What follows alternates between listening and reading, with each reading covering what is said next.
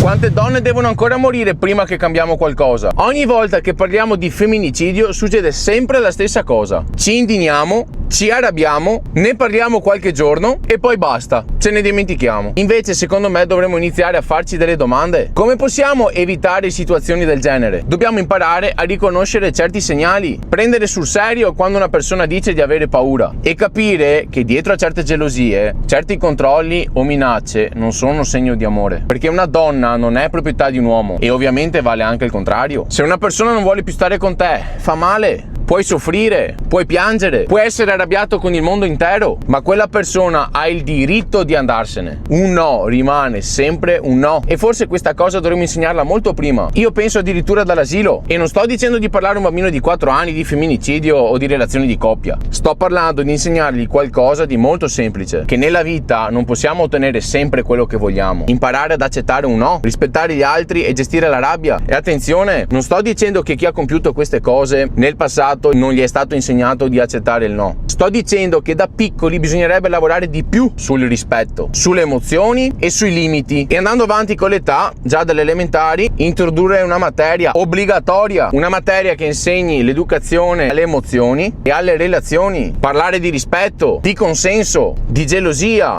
possesso, di rifiuto e come affrontare la fine di una relazione. Perché c'è una cosa che dobbiamo imparare, che amare qualcuno non significa possederlo. E lo so, quando senti certe cose ti viene rabbia, che con queste persone che hanno compiuto certi atti dovremmo fare il Far West, ma anche se punissimo nel modo più duro la persona, una vita è già stata spezzata. Questo non significa giustamente essere più morbidi. Chi rappresenta un pericolo deve essere fermato e chi chiede aiuto deve essere protetto. Dobbiamo intervenire prima e possiamo fare qualcosa anche noi. Se una persona vicino a noi sta affrontando una situazione del genere, ascoltiamola, prendiamo sul serio i segnali, aiutiamola a chiedere aiuto e non giriamoci dall'altra parte e far finta di niente. Perché dietro a ogni femminicidio non c'è solamente una notizia che leggeremo per qualche giorno, c'è una persona che aveva una vita, aveva dei sogni, aveva qualcuno che l'aspettava a casa e quando quella vita viene portata via non possiamo restituirla.